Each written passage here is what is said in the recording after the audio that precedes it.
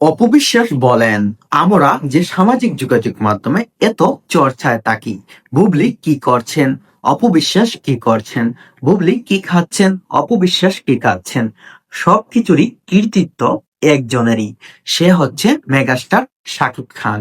কারণ শাকিব খানের সাথে যদি আমার বা বুবলির কারো নাম জড়িত থাকতো না, তাহলে বাংলা ইন্ডাস্ট্রিতে বা দর্শকরা কেউই আমাদেরকে পছন্দ করতো না।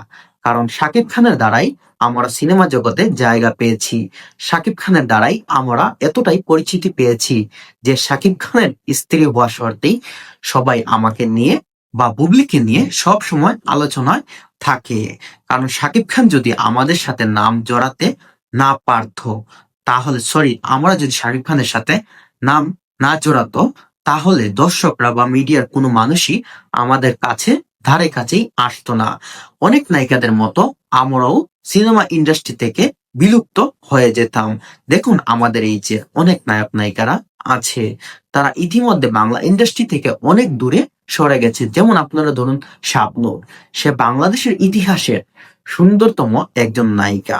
তার অভিনয় দেখে অনেকেই কান্না করে দিতেন। শাবনূরের মতো একজন নায়িকা বাংলাদেশের ইন্ডাস্ট্রিতে এখন আর তার কোনো কথাই আসেন বা কোনো কথাই চলে না।